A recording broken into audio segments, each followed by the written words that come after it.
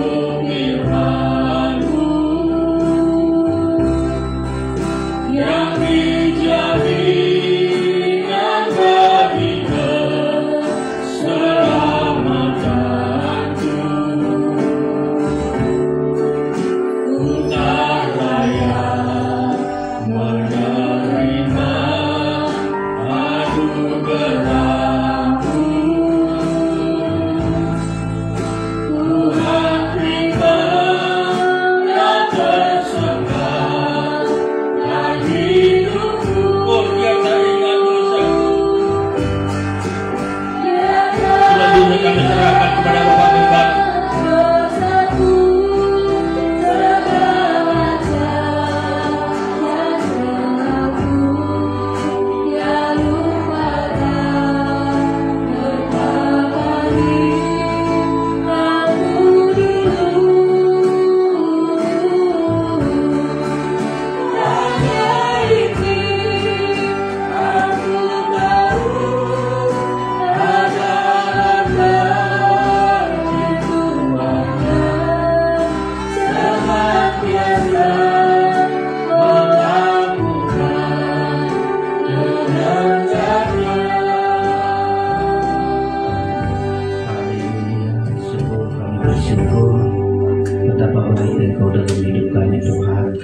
Pada malam hari ini, kemurahan Tuhan yang begitu kuat bagi kami. Kami ada karena pertolongan Tuhan, besar anugerah-Mu, kemurahan-Mu yang selalu kami rasakan dalam hidup kami. Walaupun banyak kekurangan, kelemahan, ketidakmampuan kami, tapi Engkau masih memberikan hari-hari bagi kami untuk selalu diubah, selalu dibaharui oleh Tuhan. Karena Engkau rindukan kami Tuhan, gereja Tuhan, untuk menjadi mempelai-Mu bersama-sama dengan Engkau selama-lamanya Tuhan. Engkau masih memberikan bagi gereja Tuhan untuk dipersiapkan, dikuduskan untuk layak menjadi mempelai-Mu. Kami bersyukur malam ini juga Tuhan berikan waktu bagi kami untuk kami mendengar firman-Mu dan menerima tubuh dan darah-Mu untuk memberikan kekuatan kepada kami. Kami bersyukur, urapi kami semua, berikan ketenangan, sukacita sorga untuk kami menerima firman-Mu. Kami bersyukur dalam nama Yesus Tuhan kami berdoa. Haleluya. Amin. Silakan duduk Bapak Ibu Saudara-saudara sekalian.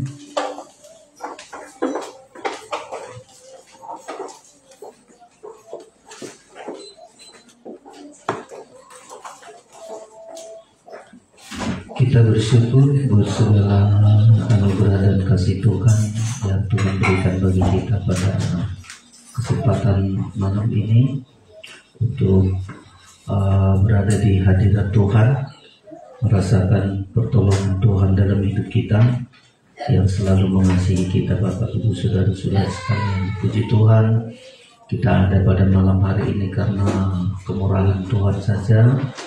Dan kemurahan Tuhan ini kita pahami, kita gunakan untuk hari demi hari kita dibentuk, dikuduskan, disucikan untuk menjadi mempelai Kristus. Puji Tuhan. Sebelum menyampaikan firman Allah, kami sampaikan salam sejahtera bagi kita semua. Salam. Ya, Tuhan memberkati kita, Bapak Ibu Saudara-saudara sekalian. Bersyukur kita, tema yang sedang kita gumuli, saya juga sebagai hamba Tuhan menggumuli karena banyak yang harus kita pahami dari rencana Tuhan yang begitu besar, saudara-saudara. Kalau kita gagal memahami rencana Tuhan, kita seringkali kecewa, bersungut-sungut, karena kita gagal memahami apa yang Tuhan sedang kerjakan dan apa yang Tuhan impikan, apa yang Tuhan rencanakan dalam hidup kita. Jadi kita harus banyak memahami, saudara-saudara sekalian. Karena kadang-kadang kita hanya mengatakan, oh saya percaya, lalu kita tidak pahami. Percaya, lanjutkan sampai kita paham, oh ini maksud Tuhan, ini kehendak Tuhan, ini yang direncanakan Tuhan. Sampai begitu, saudara-saudara, sehingga kita tetap percaya, tetap berharap, tetap mengandalkan Tuhan, karena semua rencana Tuhan itu pasti digenapkan kepada kita yang sudah dipanggil Tuhan, dipilih Tuhan, dan ditentukan Tuhan menjadi miliknya, saudara-saudara. Tema kita malam ini yaitu memahami kemurahan Tuhan dan juga kekerasannya. Dari Roma pasal yang ke-11, saudara-saudara, kita lihat Roma pasal yang ke-11 ayat yang ke-22. Roma 11 ayat 22, saya baca demikian. Sebab itu perhatikanlah. Jadi kalau kita memperhatikan sampai kita paham, memperhatikan sampai kita jelas memahami, mengerti, Sebab itu perhatikanlah kemurahan Allah dan juga kekerasannya. Jadi dua yang harus kita perhatikan sampai kita memahaminya, saudara-saudara, yaitu kemurahan Tuhan dan juga kekerasannya, yaitu kekerasan atas orang-orang yang telah jatuh, tetapi atas kamu kemurahannya, yaitu jika kamu tetap dalam kemurahannya. Jika tidak, kamu pun akan dipotong juga. Nah, jadi dua hal ini harus kita pahami, saudara-saudara, yaitu kemurahan Tuhan. Ya, untuk apa itu kemurahan Tuhan harus kita paham, saudara-saudara. Kalau kita tidak memahami kemurahan Tuhan, kebaikan Tuhan, kita salah gunakan. Berdosa pun saya, bermurah hatinya Tuhan. Ya, jahat pun saya, baiknya Tuhan. Kan itulah yang sekarang terjadi. Enggak apa-apa, kita si bandel-bandelnya pun si jahat-jahatnya kita, Tuhan belum hukum kok, bermurah hati Tuhan. Tengok si Anu enggak diapa-apain, Tuhan itu baik. Ya, Tuhan itu baik kok, penyayang, kasih setia, kemurahannya terus. Karena kita tidak memahami kemurahan Tuhan. Untuk apa itu kemurahan Tuhan? Nah, kalau kita paham apa maksud dari kemurahan Tuhan, apa tujuan dari kemurahan Tuhan, apa yang diimpikan Tuhan sehingga dia berkemurahan kepada kita, dan ini kan kita pahami, saudara-saudara. Kalau tidak, maka ini yang akan terjadi. Manusia jahat makin jahat, manusia makin cemar, karena melihat Tuhan bermurah hati. Ya, Tuhan murah hati kok, dia berkemurahan, karena tidak memahaminya. Demikian juga kekerasannya. Ya, Tuhan itu keras sekali kekerasannya. Ya, harus kita pahami. Sedikit aja ditegur Tuhan kita, dihajar Tuhan, langsung kita ngambek. Langsung kita, Tuhan kok gini? Ya, karena nggak paham maksud dari kekerasan Tuhan. Nggak memahami apa maksud dari kekerasan Tuhan. Tuhan itu dua, saudara-saudara, sifatnya murah hati. Ya, supaya kita gunakan kemurahannya sebaik-baiknya. Yang kedua adalah kekerasannya. Dia tidak inginkan kita hidup dalam dosa, dalam kesalahan. Tuhan inginkan kita. Jadi dia keras mendidik kita. Ayo, lakukan ini, lakukan ini. Ya, dia keras mendidik kita, saudara-saudara. Ya, karena dia ingin mencapai di sesuatu yang diharapkan. Dididik kita dengan keras, dengan tegas. Nah, kalau kita tidak mau terima kekerasannya, dipotong. Dimasukkan orang yang mau menerima disiplinnya, kekerasannya. Itulah Tuhan kita, saudara-saudara. Harapannya, kalau kita memahami kemurahan dan kekerasan Tuhan ini, sampai hidup kita akan menjadi baik, lebih baik terus, sampai kita menjadi sempurna, seperti Kristus sempurna.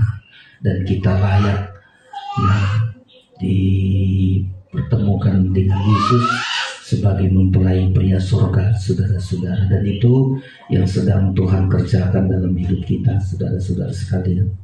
Ya, kita bersyukur. Kita harus memperhatikan kemurahan Tuhan. Ya, untuk apa itu kemurahan Tuhan? Harus kita pahami. Ya, jangan seperti saya bilang tadi, Tuhan itu bermurah hati, jadi orang terus makin jahat. Sama kayak anak-anak, ayah saya jahat baik kok. Ya, apapun salah saya, diampuni, dia baik. Akhirnya makin bandel, makin susah, saudara-saudara. Ya, pahami kebaikan seseorang itu juga ada maksudnya. Teman kita karena baiknya dia, kita apa-apakan pun terus baik, dia terus baik dia.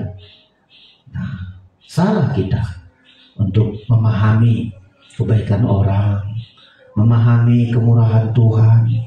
Banyak kali kita salah, saudara-saudara. Ya, tapi tetap Tuhan itu dia bermurah hati. Sampai pada akhirnya kalau tidak bisa lagi dibaiki, tidak bisa lagi dibentuk, tinggal penghukuman, dihukumlah, saudara-saudara. Tapi semua orang pasti merasakan Tuhan itu bermurah hati. Sampai karena kemurahannya, nyawanya dikorbankan, darahnya dikorbankan. Dia tinggalkan surga untuk membuktikan Dia bermurah hati, saudara-saudara sekalian. Ya, puji Tuhan. Apa yang harus kita pahami dari kemurahan Tuhan? Ya, apa yang Tuhan rindukan sehingga Dia bermurah hati kepada kita? Ya, apa yang Tuhan cita-citakan, apa yang Tuhan impikan, apa yang Tuhan lihat dari kita kalau kita menerima kemurahan Tuhan. Ini yang penting kita pahami, saudara-saudara sekalian. Ya. Yang pertama adalah bila kita memahami tujuan dari maksud kemurahan Tuhan bagi kita. Semoga kita selalu memahaminya. Jangan mensalahgunakan kemurahan Tuhan ini. Kalau kita memahami tujuan dan maksud kemurahan Tuhan bagi kita, yang pertama adalah supaya kita bertobat. Ini maksud tujuan dari kemurahan Tuhan. Kalau kita gagal memahami kemurahan Tuhan, kita mengeraskan hati, kita tidak mau bertobat, maka gak ada penyesalan lagi bagi kita. Sudah mau dihukum ke neraka pun, saudara-saudara, nanti orang yang di neraka itu gak ada lagi penyesalan. Tuhan kok bermurah hati, Dia ampuni saya segala sesuatu, Dia terus baik. Lalu kalau saya gak memanfaatkan, gak memahami maksud tujuan dari kemurahan Tuhan, kalau ke neraka pun gak ada tuntutan siapapun, saudara-saudara. Gak ada lagi aduh Tuhan itu kejam, gak. Di neraka itu sudah mereka melihat Tuhan itu bermurah hati. Tapi tujuan dari kemurahan Tuhan itu adalah Roma pasal yang kedua yang sudah sering kita baca, saudara-saudara. Roma pasal yang kedua, ya, saya baca demikian. Tujuan dari kemurahan Tuhan ini adalah menuntun kita kepada pertobatan. Ya, itu maksud dari kemurahan Tuhan ini bagi kita, saudara-saudara, supaya saudara gunakan sebaik-baiknya kemurahan Tuhan ini dalam hidup kita. Saya baca begini, Roma pasal yang kedua ayat 4. Maukah engkau menganggap sepi kekayaan dan kemurahannya, kesabarannya, dan kelapangan hatinya? Tidakkah engkau tahu? Tidakkah engkau pahami? Ya, kalimat ini begitu hebat.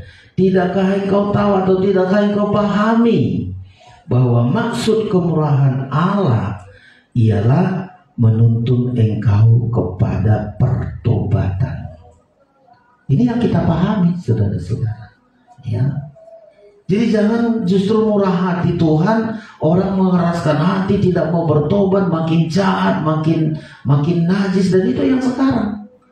Ya, di Wahyu mengatakan manusia akan bertambah jahat, makin cemar. Kenapa? Karena tidak memahami maksud dan kemurahan Tuhan yang begitu besar. Tidak mau bertobat. Ya. Dan inilah yang harus kita pahami, ya, supaya kita bertobat. Kita pilih kemurahan Tuhan itu maksudnya kita bertobat, tinggalkan dosa, tinggalkan yang salah, tinggalkan yang tidak baik, tinggalkan berhala-berhala. Segala sesuatu, saudara-saudara, harus kita tinggalkan, ya, segala dosa. Itu maksud dari kemurahan Tuhan. Jadi jangan salah gunakan kemurahan Tuhan ini. Ya, kalau kita tidak mau terima kemurahan Tuhan ini, kita abaikan kemurahan Tuhan ini, Tuhan akan membawa kepada penghukuman. Ayat yang ke-5, saudara-saudara. Ayat yang ke-5 demikian. Tetapi oleh karena kekerasan hatimu yang tidak mau bertobat, ya, tidak mau bertobat, engkau menimbun murka atas dirimu sendiri. Jadi kalau kita tidak memahami maksud dari kemurahan Tuhan, lalu mengeraskan hati, tidak mau bertobat, maka engkau menimbun murka atas dirimu sendiri pada waktu mana murka dan hukuman Allah yang adil akan dinyatakan. Jadi saudara-saudara, pertama ini yang kita pahami dulu, ya, maksud tujuan dari kemurahan Tuhan ini supaya kita bertobat, ya. dosa, tinggalkan manusia lama, kita hidup baru, kita menjadi anak-anak Tuhan. Saudara-saudara, kita bertobat, daerah pertobatan itu kita di halaman kerajaan sorga, di tabernakel kerajaan sorga. Ya, kita bertobat oleh karena darah Kristus, kita dibaptiskan, kita menjadi manusia baru, saudara-saudara. Ini maksudnya. Jadi bukan karena Tuhan berkemurahan lalu makin bandel, makin nakal. Ya, saudara-saudara, ini salah gunakan kemurahan Tuhan, akan dibawa oleh Tuhan kepada penghukuman. Kalau dihukum oleh Tuhan, baginya tidak ada penyesalan lagi, saudara-saudara.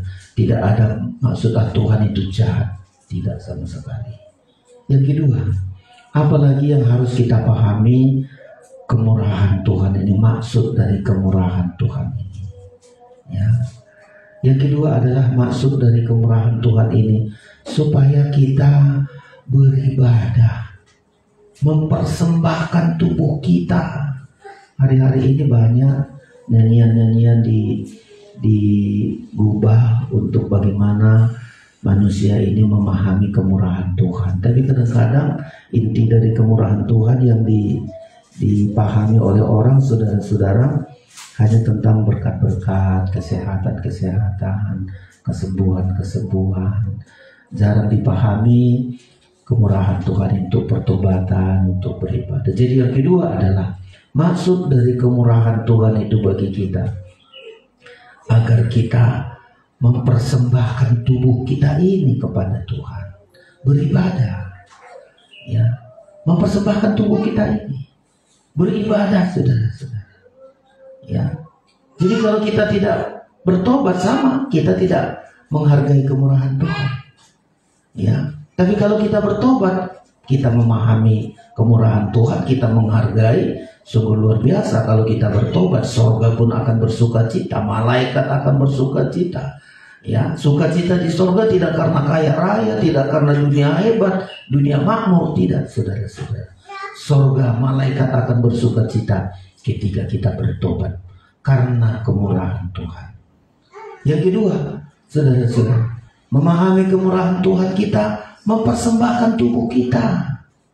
Ya, beribadah, mempersembahkan tubuh ini untuk beribadah. Kadang-kadang kalau tidak kita hargai kemurahan Tuhan, kita anggap tubuh kita ini hanya untuk kerja, cari uang, sekolah, kerja, lalu itu saja. Salah, saudara-saudara. Makin kita pahami maksud dari kemurahan Tuhan, oh tujuan tubuh saya ini rupanya beribadah, bukan kerja, bukan cari uang, bukan cari harta, beribadah. Itu kemurahan Tuhan.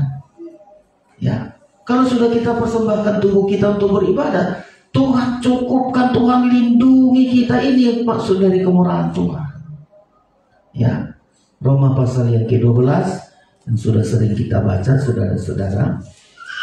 Kita ulangi, saya baca lagi, ulangi ayat ini yang sudah sering kali kita pelajari, supaya kita paham maksud dan kemurahan Tuhan ini. Roma 12 ayat 1 demikian. Karena itu saudara-saudara, demi kemurahan Allah, aku menasehati kamu. Kalimat menasehati ini supaya paham. Kita dinasehati supaya paham, supaya memahami, supaya mengerti. Ya, jadi hamba Tuhan ini menasehati sidang jemaat ini. Ya, aku menasihatkan kamu supaya kamu mempersembahkan tubuhmu sebagai persembahan yang hidup, yang kudus, dan yang berkenan kepada Allah. Itu adalah ibadahmu yang sejati. Jadi semua kita pahami ini, saudara-saudara. Kalau kita memahami kemurahan Allah, oh tubuh saya ini untuk persembahan kepada Tuhan, untuk beribadah kepada Tuhan.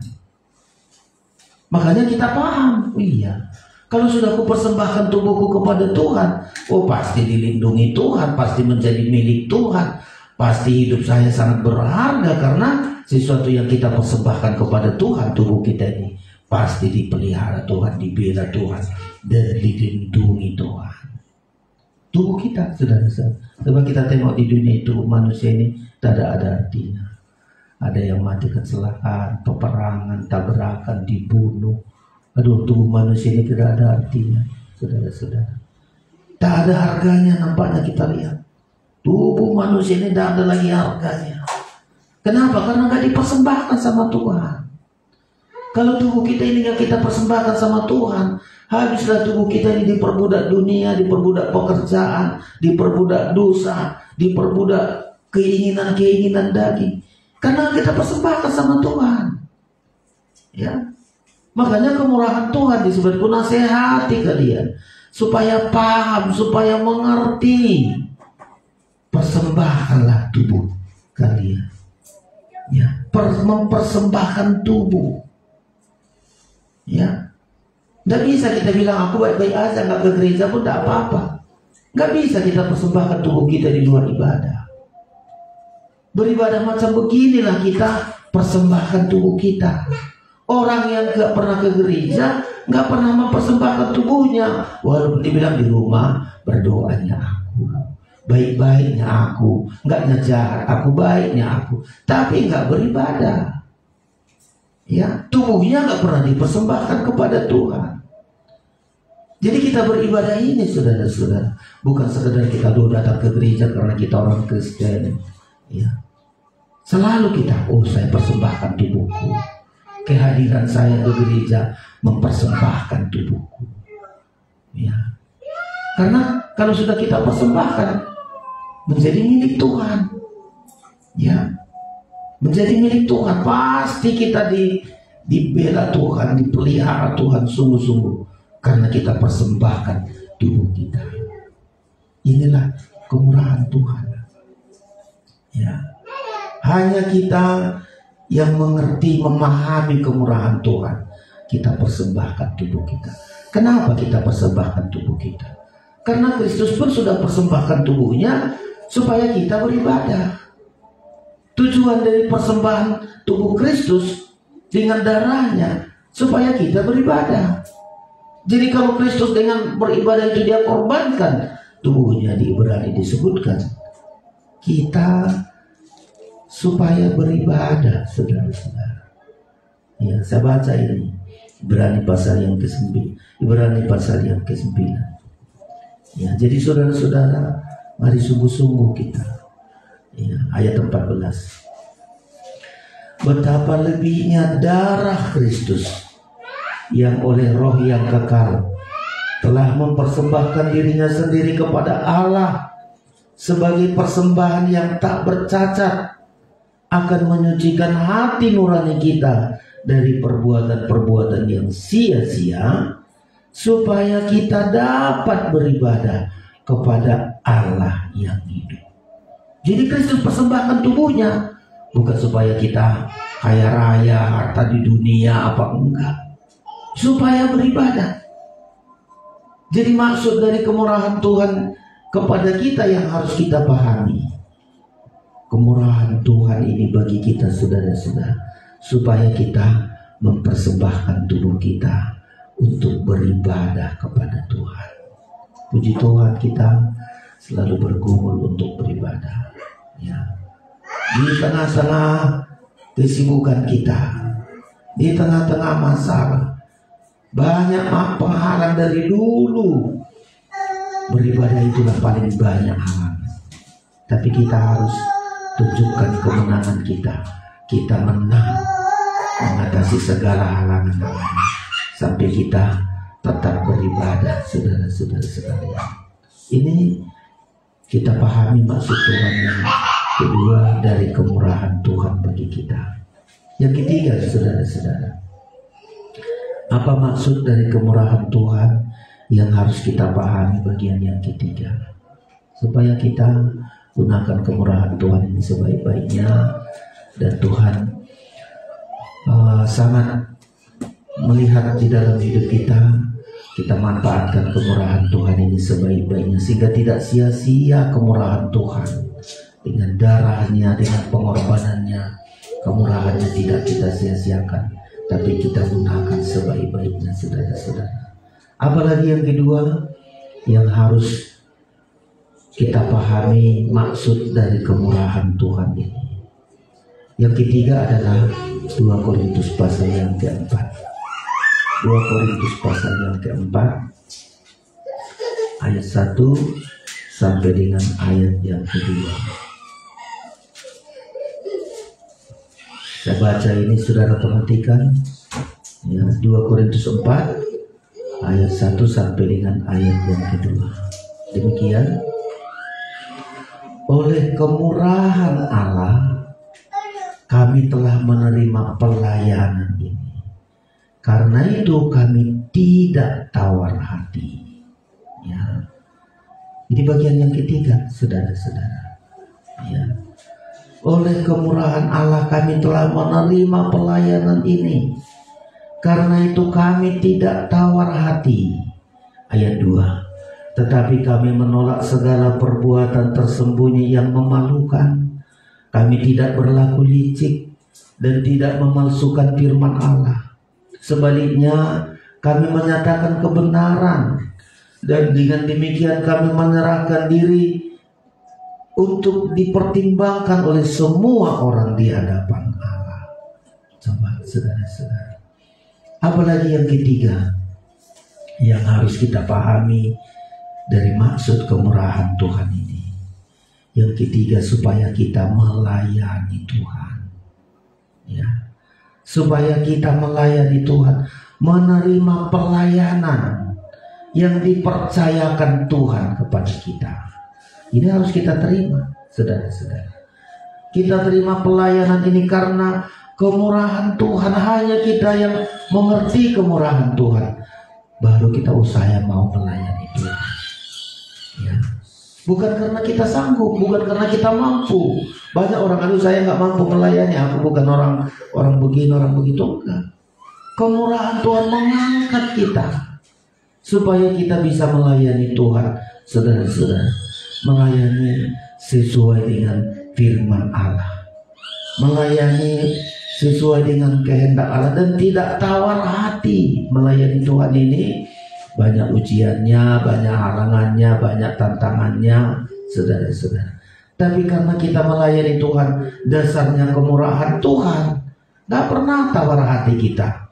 Walaupun ada banyak kebutuhan tak tercukupi, walau selalu ada halangan, ada masalah, ada hal-hal yang selalu menjadi beban tantangan dalam pelayanan. Ayat membilang, oleh karena kemurahan Tuhanlah tidak tawar hati, saudara-saudara. Jadi mari, ini maksud dan kemurahan Tuhan bagi kita. Pertama, supaya kita bertobat. Setelah kita bertobat, lanjutkan beribadah, mempersembahkan tubuh kita. Orang bertobat harus mempersembahkan tubuhnya kepada Tuhan. Setelah kita persembahkan tubuh kita, maulah kita dipakai oleh Tuhan untuk melayani Tuhan. Ya, kita persembahkan tubuh kita bukan untuk disia-siakan Tuhan. Setiap kita mempersembahkan tubuh kita, Tuhan akan pakai kita. Tuhan akan berikan talenta-talenta. Tuhan akan berikan kemampuan-kemampuan sampai kita bisa melayani Tuhan. Kita bisa melayani Tuhan, kita bisa bekerja bagi Tuhan, bekerja bagi kemuliaan Tuhan, saudara-saudara. Ini yang harus kita lakukan, saudara-saudara. Untuk satu saat, kalau kita bertobat, mempersembahkan tubuh kita, kita melayani Tuhan, satu saat ini dihitung Tuhan, saudara-saudara. Ini yang akan di Roma mengatakan sampai kita masuk hitungan Tuhan.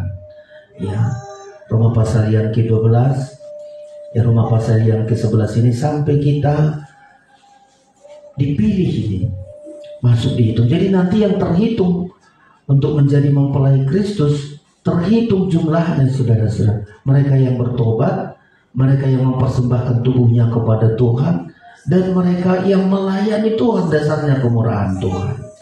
Saya perhatikan ayat yang ke-25, saya baca ini. Roma pasal yang ke-11 ayat 25. Sebab saudara-saudara, supaya kamu jangan menganggap dirimu pandai.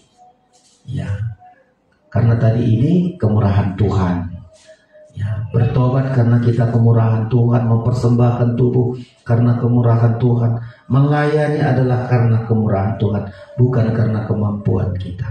Jangan menganggap dirimu pandai. Aku mau agar kamu mengetahui rahasia ini. Sebagian dari Israel telah menjadi tegar sampai jumlah yang penuh dari bangsa-bangsa lain telah masuk. Nah, bangsa Israel tegar, mengeraskan hati, saudara-saudara, ya, sampai satu saat jumlah penuh dari bangsa-bangsa lain telah masuk, ya, menjadi mempelai Kristus. Siapa mereka? Mereka yang menghargai kemurahan Tuhan, memahami kemurahan Tuhan untuk bertobat, memahami kemurahan Tuhan untuk mempersembahkan tubuhnya kepada Tuhan, dan menghargai kemurahan Tuhan untuk melayani Tuhan dengan tabah, ya, dengan tabah melayani Tuhan, tidak tawar hati, saudara-saudara. Ya, lalu yang kedua yang kita pahami, kekerasan Tuhan. Nah, ini kita pahami juga, saudara-saudara, bangsa Israel menghadapi kekerasan Tuhan mereka, ya, karena kekerasan, karena ketegaran hati mereka. Lalu ada kesempatan bagi kita untuk masuk bilangan dari tubuh Kristus, saudara-saudara. Apa itu kekerasan Tuhan? Ya, dua ini harus kita pahami. Kalau bertemu dengan kekerasan Tuhan, apa karena kita langsung kita bilang Tuhan kejam, Tuhan jahat, Tuhan nggak baik? Ya, harus kita terima kemurahan Tuhan. Tapi kalau kita menolak bertobat, menolak mempersembahkan tubuh kita kepada Tuhan, menolak untuk melayani Tuhan, maka bertemulah kita kekerasan Tuhan. Maka saya ulangi dulu badi ayat ini tadi, Roma 11 ayat 22. Sebab itu perhatikanlah kemurahan Allah dan juga kekerasannya. Ya, ayat 22, yaitu kekerasannya. Kekerasan atas orang-orang yang telah jatuh. Ya, orang telah jatuh itu yaitu tidak mau bertobat, tidak mempersembahkan dirinya kepada Tuhan, tidak melayani Tuhan. Orang yang jatuh. Ya, saya ulang dulu ayat 22 ini dari awal. Sebab itu perhatikanlah kemurahan Allah dan juga kekerasannya, yaitu kekerasan atas orang-orang yang telah jatuh, tetapi atas kamu kemurahannya, yaitu jika kamu tetap dalam kemurahannya, jika tidak kamu pun akan dipotong juga. Jadi saudara-saudara, kekerasan Tuhan ini akan dialami oleh orang-orang yang jatuh. Ya. Siapa mereka? Tidak mau bertobat, tidak mempersembahkan hidupnya kepada Tuhan, tidak memberikan hidupnya untuk melayani Tuhan. Itu pun masih belum dihukum Tuhan, masih bertemu dengan kekerasan Tuhan agar dia kembali bertobat. Jatuh ini ada harapan untuk satu saat mereka dengan jatuh mereka merasa direndahkan, merasa hancur, merasa pecah, sakit. Ini orang-orang yang jatuh ini. Kadang-kadang penting orang jatuh ini supaya rasanya, oh iya ya, kalau saya gak bertobat ngeri rupanya, sakit rupanya, seperti orang jatuh, ya, dipermalukan, ya, namanya orang jatuh, sakit, ya. Jadi orang-orang ketemu dengan kekerasan Tuhan itu orang-orang yang jatuh, ya, jatuh jauh dari Tuhan. Tadinya sudah tinggi diangkat Tuhan, diberkati, kayak bangsa Israel itu hebat kali, tapi jatuh mereka, kata kita. Ya, kekerasannya atas orang-orang yang telah jatuh. Ya, apa penyebab mereka jatuh? Kenapa mereka disebut jatuh? Di ayat ini sangat jelas, saudara-saudara sekalian. Kenapa Tuhan mengatakan orang Israel ini jatuh? Karena pelanggaran mereka. Ya, jatuh. Jadi setiap orang pelanggaran itu jatuh, saudara-saudara. Ya, Roma pasal yang ke-11 ayat 11. Saya baca ini. Jadi yang disebut jatuh tadi kekerasan atas orang-orang yang telah jatuh, tetapi atas kamu kemurahannya jika kamu tetap dalam kemurahannya. Tetap dalam kemurahannya itu dari bertobat, mempersembahkan tubuh kita yang melayani Tuhan. Tetap. Tapi kalau kita menolak, ya, mengeraskan hati, tidak mau bertobat, tidak mempersembahkan hidup, tidak beribadah, ayat itu tadi berkata bertemulah dia dengan kekerasan Allah. Ya, mereka telah jatuh. Kenapa mereka telah jatuh? Ayat 11. Demikian. Maka aku bertanya, adakah mereka tersandung dan harus jatuh? Sekali-kali tidak. Tetapi oleh pelanggaran mereka, seharusnya gak diharapkan Tuhan mereka jatuh. Ya, tetapi oleh pelanggaran mereka, keselamatan telah sampai kepada bangsa-bangsa lain, supaya mereka cemburu. Ya. Jadi ketika mereka melanggar, mereka jatuh, mereka direndahkan, orang Israel direndahkan. Karena ini berbicara mengenai orang Israel yang tersandung. Ya. Mereka kayaknya sudah seperti jatuh rendah sekali, sementara bangsa Israel mau diangkat. Bangsa Israel terangkat, mereka terjatuh. Kenapa mereka jatuh? Karena pelanggaran mereka, atau tidak menghargai kemurahan Tuhan. Tidak menghargai kemurahan Tuhan untuk bertobat. Tidak mempersembahkan hidupnya untuk beribadah. Ya, tidak mempersembahkan hidupnya untuk melayani Tuhan. Mereka jatuh, saudara-saudara. Ya. Tapi Tuhan masih memberikan kesempatan kepada mereka. Ya. Kekerasan Tuhan ini merupakan hajaran kepada mereka. Tuhan tidak membuang mereka kembali, saudara-saudara. Bangsa Israel tidak dibuang, tapi jatuh supaya mereka sadar. Jadi mereka ada pelanggaran-pelanggaran, mereka menanggung hajaran Tuhan, mereka berhadapan dengan kekerasan Tuhan, supaya dengan hajaran Tuhan, dengan kekerasan Tuhan inilah mereka akan sadar. Ya, mereka sadar kembali kepada Tuhan. Dan ketika mereka jatuh, dilihat, kok bangsa-bangsa lain diberkati dengan kemurahan Tuhan. Ya, bangsa-bangsa lain diangkat, ditinggikan, dipermuliakan.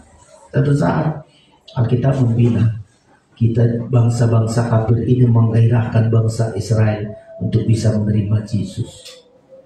Kita di bangsa-bangsa kafir, termasuk di Indonesia ini, kegerakan-kegerakan kesungguhan rohani makin meningkat. Bangsa Israel akan cemburu. Begitu melihat kemurahan Tuhan begitu besar, pertobatan. Saudara-saudara, kalau kita saksikan di media sosial, pertobatan di bangsa-bangsa kafir ini sangat luar biasa. Untuk menggairahkan satu saat bangsa Israel cemburu, dan akhirnya mereka menerima Yesus sebagai juru selamat, saudara-saudara.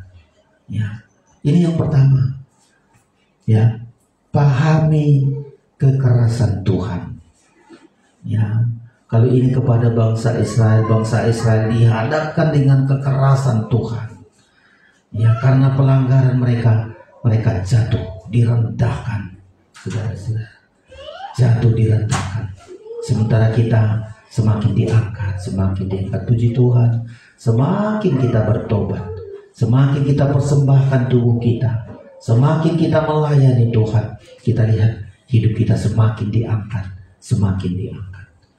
Tapi kalau sudah mulai pertobatan, tidak ibadah, enggak pelayan, sudah dikurangi, jatuh dan semakin direndahkan, saudara-saudara.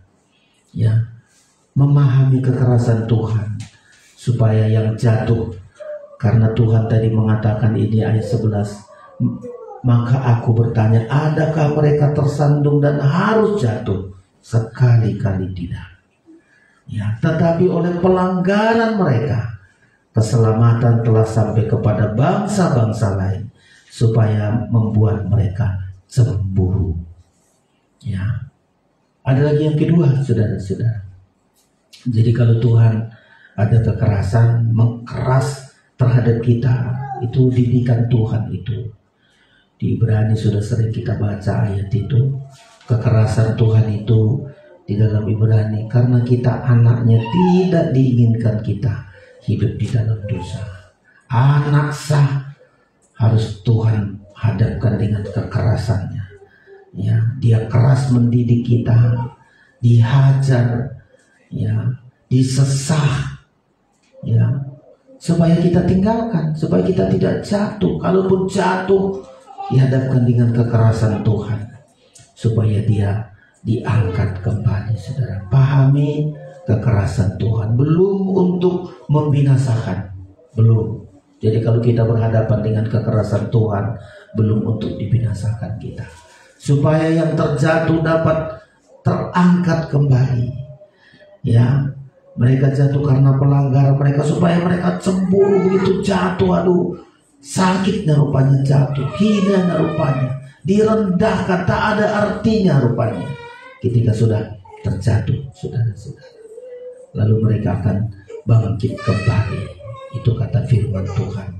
Tadi di Ibrani Roma pasal 11 tadi, supaya bangsa-bangsa, satu saat bangsa-bangsa lain ini telah masuk, bangsa Israel pun akan kembali, saudara-saudara, untuk menjadi mempelai Kristus. Saya ulangi dulu ayat ini, ayat 25 tadi, Roma pasal yang ke-11. Jadi bangsa Israel bukan untuk dibinasakan, walau mereka jatuh karena kekerasan mereka. Satu saat mereka akan dipulihkan. Ulangi dulu ayat 25, saya baca demikian. Sebab saudara-saudara, supaya kamu jangan menganggap dirimu pandai, aku mau agar kamu mengetahui rahasia ini. Sebagian dari Israel telah menjadi tegar. Ya, tegar itu keras hati sampai jatuh. Tegar sampai jumlah penuh dari bangsa-bangsa lain telah masuk. Ya. Jadi lewati dulu ayat yang selanjutnya, ayat 25, ayat 28. Mengenai Injil, mereka adalah seteru Allah oleh karena kamu. Mereka menolak Injil. Ya. Tetapi mengenai pilihan, mereka adalah kekasih Allah oleh karena nenek moyang. Sebab Allah tidak menyesali kasih karunia dan panggilannya. Itu artinya sampai satu saat bangsa Israel memang bertemu dengan kekerasan Tuhan untuk menghajar mereka, agar menyadarkan bahwa kejatuhan mereka, pelanggaran mereka itu membuat mereka terhina. Tapi begitu mereka sadar, ya satu saat akan kembali bersama-sama, saudara-saudara. Kita akan sama-sama, bangsa Israel, bangsa kafir, akan menjadi mempelainya Kristus. Ya, jadi pahamilah kekerasan Tuhan, agar setiap pelanggaran itu dihajar oleh Tuhan, untuk sadar saudara-saudara kejatuhannya, dan kembali bertobat, kembali mempersembahkan hidupnya, kembali melayani Tuhan. Ini yang pertama, memahami kekerasan Tuhan kepada pelanggaran-pelanggaran. Yang kedua, kekerasan Tuhan terhadap kekurangan, ayat 12.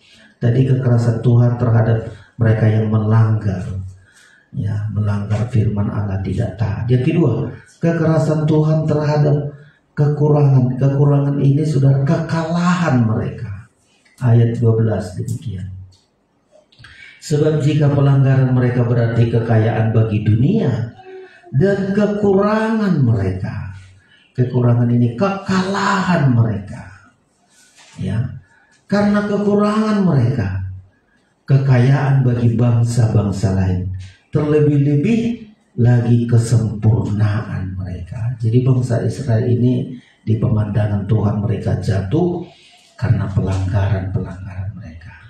Mereka jatuh karena kekurangan, karena kekalahan mereka, menyerah mereka terhadap dosa, menyerah mereka bukan kepada Tuhan, tapi tidak kuat, kekurangan dan kelemahan mereka, sampai dipermalukan, saudara-saudara.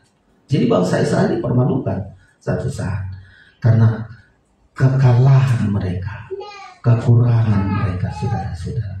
Jadi Tuhan menunjukkan kekerasannya.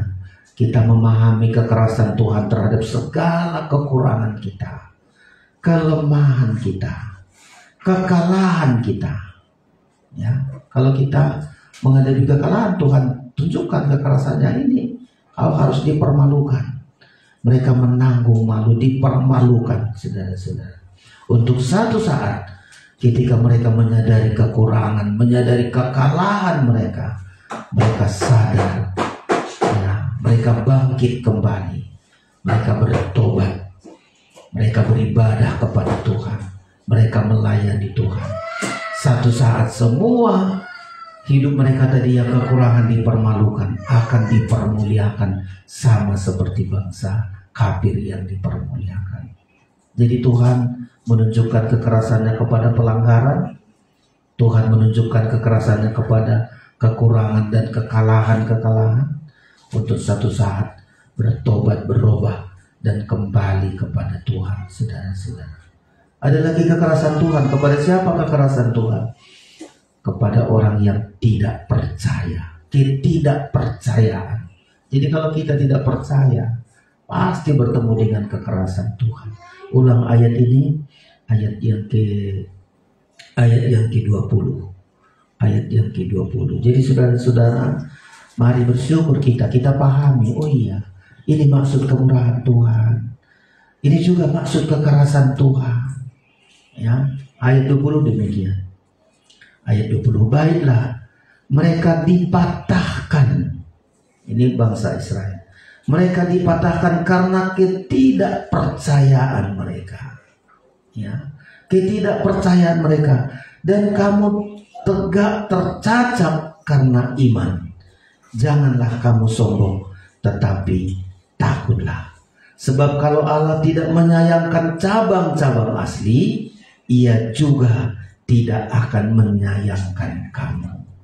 Jadi saudara-saudara, kita memahami kekerasan Tuhan. Kepada siapa kekerasan Tuhan? Pertama, kepada setiap pelanggaran. Ya, setiap pelanggaran akan menanggung hajaran, karena setiap pelanggaran itu merupakan satu kejatuhan. Pelanggaran mereka membuat terhina, jatuh, direndahkan. Dan karena Tuhan didik mereka dengan kekerasan, mereka sadar satu saat kembali bertobat, kembali mempersembahkan tubuhnya, sampai kembali beribadah. Yang kedua, memahami kekerasan Tuhan untuk setiap kekurangan, kekalahan mereka. Ya, mereka dihadapkan kepada kekalahan, mereka dipermalukan. Ya, orang-orang ini dipermalukan. Tuhan sengaja keras mendidik mereka sampai dipermalukan. Ya, ketika mereka sadar mereka dipermalukan, mereka bangkit kembali. Mereka bertobat, mempersembahkan hidupnya kepada Tuhan, sampai melayani Tuhan. Yang ketiga, kekerasan Tuhan adalah kepada setiap ketidakpercayaan. Kalau nggak percaya, dipatahkan, saudara-saudara. Coba kalau kita sedikit aja nggak percaya kita kepada Tuhan, dipatahkan Tuhan. Kalau kita dipatahkan Tuhan, putus dengan Tuhan, putus berkat-berkatnya, segalanya putus hubungan kita dengan Tuhan. Tadi di ayat ini mengatakan, baiklah, mereka dipatahkan karena ketidakpercayaan mereka. Ya. Dan kamu tegak tercacat karena iman. Jadi kita, saudara-saudara, ya tadi, ya, mereka dipatahkan, kita masuk. Ya, mereka dipatahkan jauh dari Tuhan, mereka jauh dari Tuhan, kita masuk di dalamnya. Kita tercacat, kita masuk di dalamnya, saudara-saudara. Kalau ayat tadi, cangkokkan kita. Ya, ayat saya baca 23 dulu, dicacatkan itu seperti dicangkokkan. Tetapi mereka pun akan dicangkokkan kembali, ayat 23 ya. Demikian ayat 23. Tetapi mereka akan dicangkokkan kembali jika mereka tidak tetap dalam ketidakpercayaan mereka. Sebab Allah berkuasa untuk mencangkokkan mereka kembali. 24. Sebab jika kamu telah dipotong sebagai cabang dari pohon zaitun liar dan bertentangan dengan keadaan itu, kamu telah dicangkokkan pada pohon zaitun sejati. Tetapi lebih lagi mereka ini, yang menurut asal mereka akan dicangkokkan pada pohon zaitun mereka sendiri. Jadi saudara-saudara, ketidakpercayaan itu mengakibatkan sangat luar biasa dipatahkan oleh Tuhan. Ya. Tapi satu saat mereka akan dicangkokkan kembali. Kita bangsa kafir hanya dicangkokkan ya, karena kemurahan Tuhan, saudara-saudara. Itulah sebabnya kita harus memahami kemurahan dan kekerasan Tuhan. Kemurahan Tuhan adalah sangat baik bagi kita. Kekerasan Tuhan pun sangat baik ketika kita berhadapan dengan kekerasan Tuhan. Ketika kita jatuh, ya, kita dipermalukan, kita direndahkan, itu kejatuhan, saudara-saudara. Bertemu dengan kekerasan Tuhan, ya, mengangkat kita.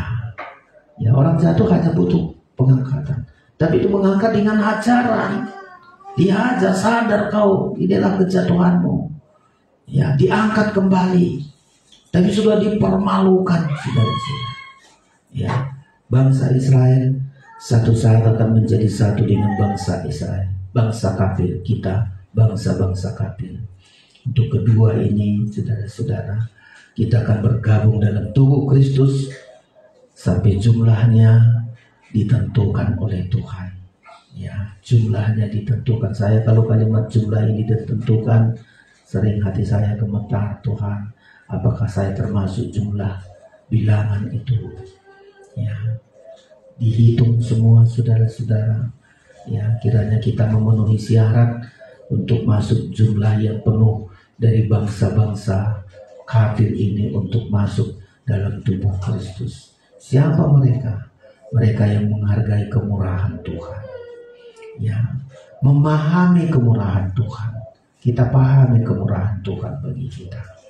Ya, saya ulangi supaya kita memahami kemurahan Tuhan ini bagi kita, saudara-saudara. Ya, kemurahan Tuhan bagi kita. Kita pahami supaya kita bertobat, karena itulah maksud kemurahan Tuhan. Bertobat kita. Dengan bertobat kita sudah memenuhi, saudara-saudara, maksud dari kemurahan Tuhan. Yang kedua, kita mempersembahkan tubuh kita, karena itulah tujuan dari kemurahan Tuhan. Kalau Tuhan mempersembahkan darahnya supaya kita beribadah, kita juga persembahkan tubuh kita untuk beribadah kepada Tuhan. Lalu maksud kemurahan Tuhan ini yang ketiga adalah kita melayani Tuhan. Walau banyak masalah, banyak tantangan, jangan tawar hati kita, karena kita melayani dengan kemurahan Tuhan. Kalau kita bertobat, kita mempersembahkan tubuh kita, kita melayani Tuhan, kita akan masuk bilangan, kita diperhitungkan oleh Tuhan. Ya, kita berharga, kita akan mulia, karena itu dicari oleh Tuhan.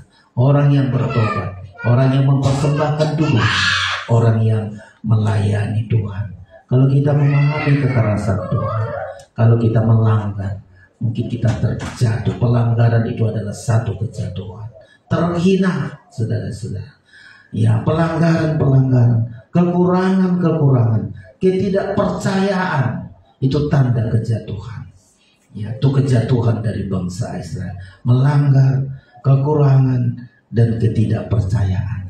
Mereka harus jatuh.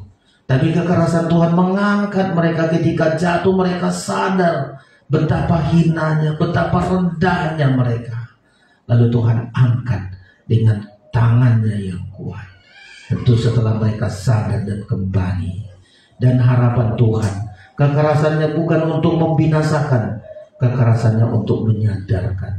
Sadar dan sadar akan kejatuhannya. Kalau sudah jatuh, sadar dia, cemburu dia melihat bangsa-bangsa kafir ini sudah berubah, diselamatkan. Mereka pun akan kembali bertobat di hadapan Tuhan. Kita dari bangsa kafir, kita juga selalu merindukan bangsa-bangsa kafir semakin berubah. Bangsa Israel pun akan disatukan untuk menjadi mempelai Kristus. Kiranya sih malam hari ini Tuhan memberkati kita. Hargailah kemurahan Tuhan, pahami kemurahan Tuhan, pahami kekerasan Tuhan. Kemurahan dan kekerasannya belum untuk membinasakan kita, tapi untuk membawa kita ke jalan-jalan yang sudah ditentukan oleh Tuhan bagi kita. Tuhan memberkati kita. Kita akan naikkan pujian kita kepada Tuhan. Engkau alasanku hidup. Kita persiapkan diri kita untuk menerima tubuh dan darah Kristus. Pemain musik datang ke depan, kita naikkan pujian ini. Engkau alasanku hidup karena anugerah-Mu. Tiada satu pun dapat kubanggakan, semua karena cinta-Mu. Ini hidupku, pimpin jalanku. Kerinduan kita gunakan kemurahan Tuhan ini untuk berjalan dalam tuntunan Tuhan dalam hidup kita. Kita bangkit berdiri, kita naikkan pujian ini supaya kita menerima tubuh dan darah Kristus.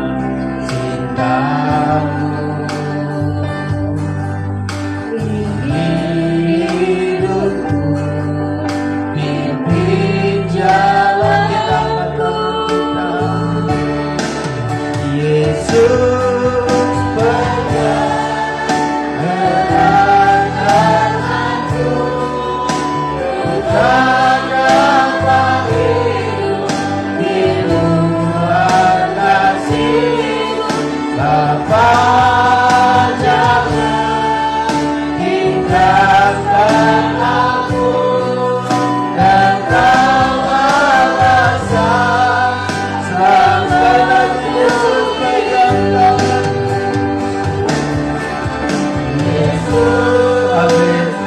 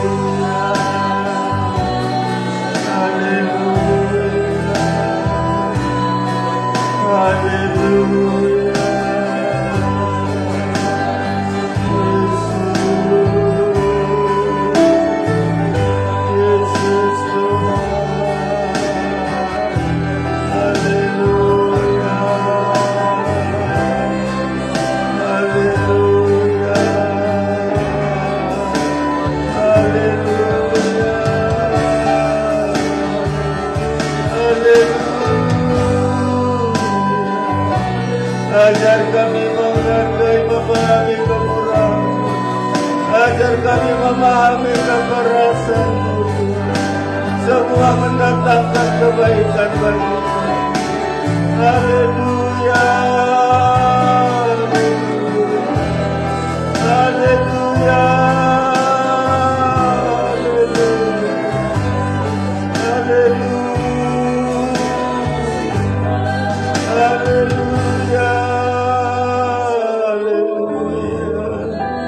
Haleluya. Biar kami menghargai Tuhan, kemurahan-Mu yang begitu besar bagi kami Tuhan. Tidak kami sia-siakan Tuhan. Maksud kemurahan untuk kami bertobat, maksud kemurahan Tuhan agar kami persembahkan tubuh kami. Maksud dari kemurahan Tuhan itu kami Tuhan melayani Engkau. Melayani bukan karena kami mampu, tapi kemurahan Allah. Sampai kami masuk hitungan oleh Tuhan, kami diperhitungkan oleh Tuhan, kami masuk bilangan yang diharapkan oleh Tuhan. Terima kasih Tuhan, Engkau sudah berkemurahan.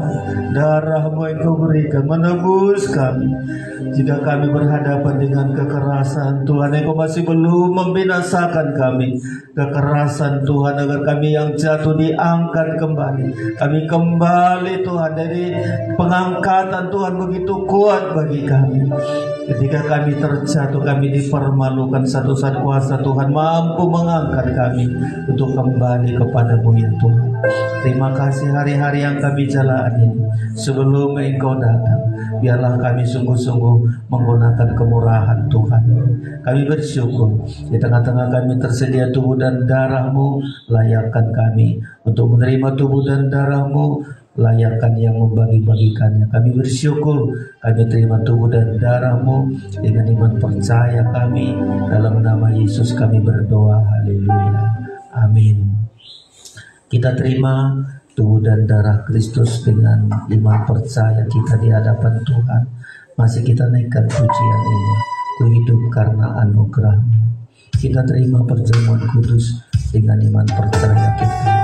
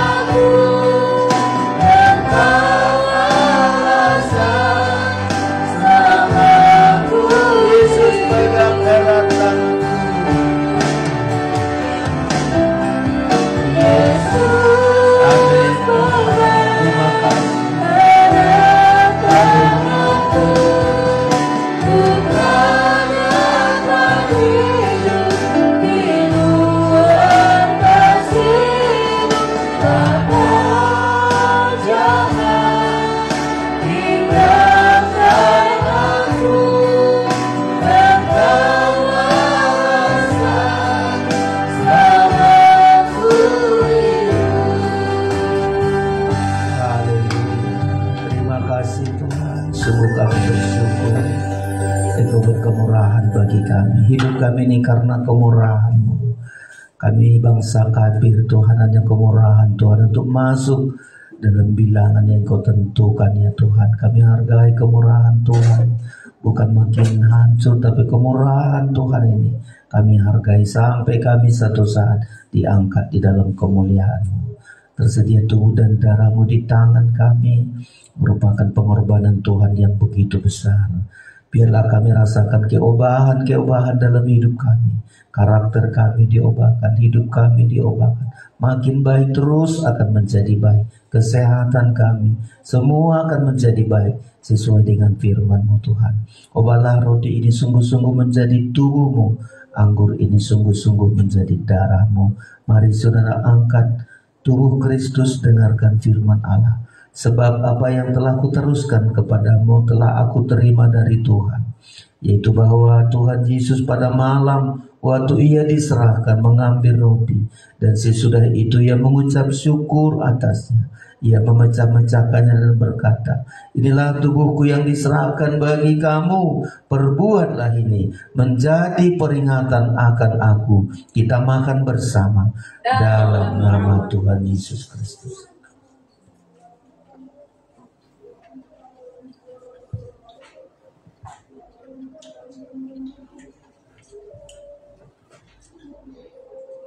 Mari saudara angkat darah Kristus dengan darah yang mahal, kemurahannya yang begitu besar bagi kita. Angkat darah Kristus, dengarkan firman Allah. Demikian juga Ia mengambil cawan sesudah makan lalu berkata, cawan ini adalah perjanjian baru yang dimeteraikan oleh darahku. Perbuatlah ini setiap kali kamu meminumnya menjadi peringatan akan aku. Sebab setiap kali kamu makan roti ini dan minum cawan ini, kamu memberitakan kematian Tuhan sampai Ia datang. Kita minum bersama dalam nama Tuhan Yesus Kristus. Haleluya. Kita naikkan pujian kita. Haleluya. Ku ada sebagaimana ku ada, berdiri menghadap kata-Mu Bapa, semua karena anugerah-Mu yang telah selamat.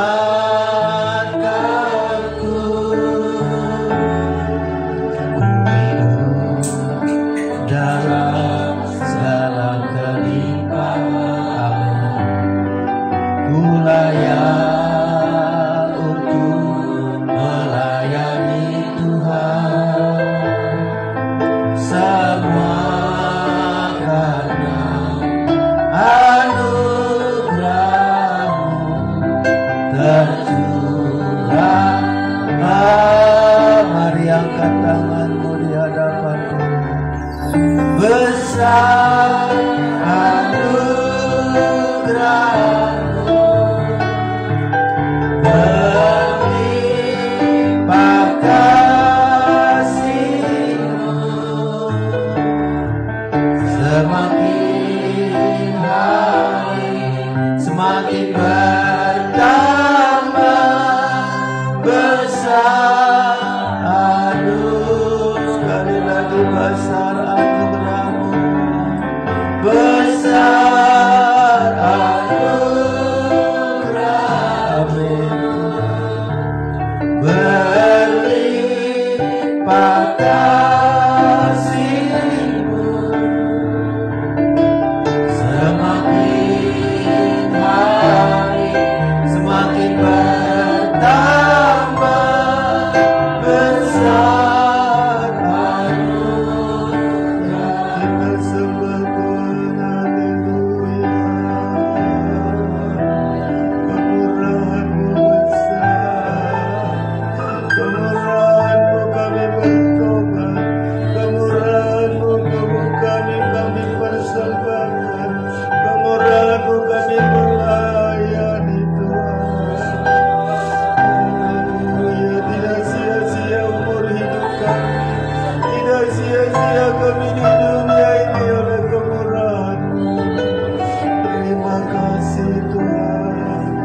kekerasan Tuhan juga membuat kami baik.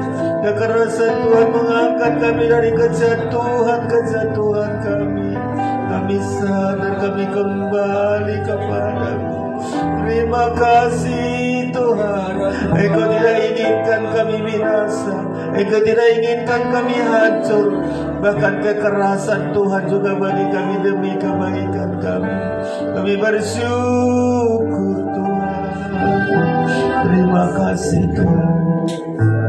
Engkau begitu baik dalam hidup kami Tuhan. Kami memahami kemurahan Tuhan. Bahkan kekerasan Tuhan sekalipun kepada kami merupakan hajaran-hajaran Tuhan, supaya kami baik Tuhan. Dari kami yang jatuh akan Engkau angkat kami.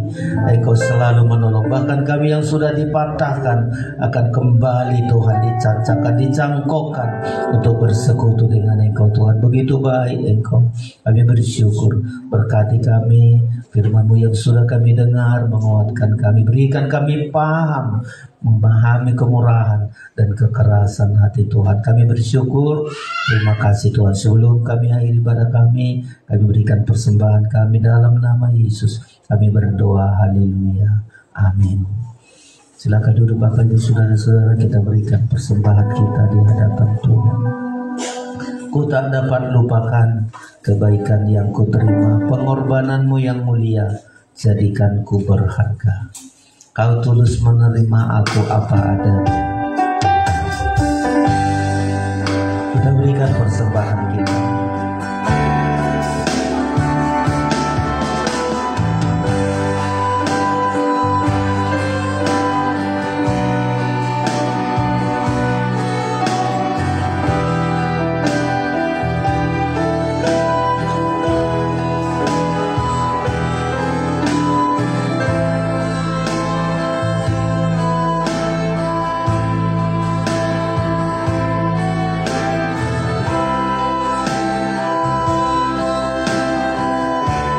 Dapat lupakan kebaikan yang ku terima.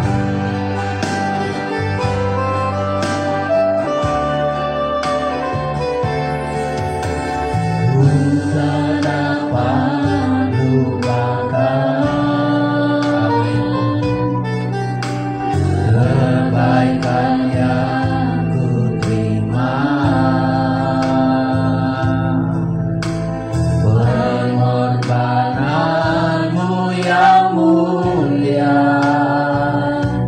jadikan ku berharga. Kau tulus menerima, Kau tulus menerima. Aku apa adanya.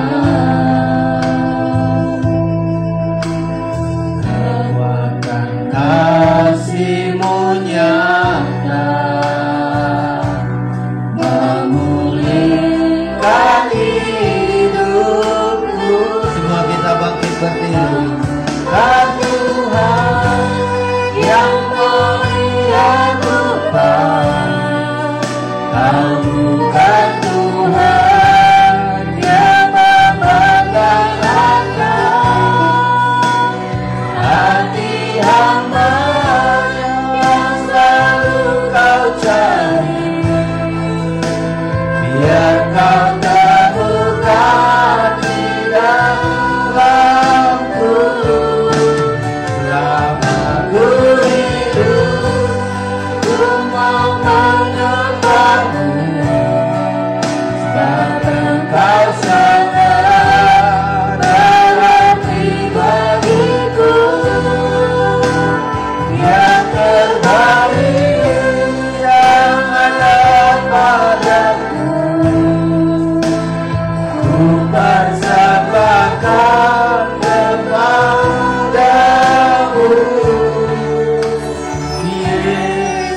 Kau bukan Tuhan. Kita angkat tangan kita. Kau bukan Tuhan yang melihat rumah. Kau bukan Tuhan yang memandang harga hati hamba yang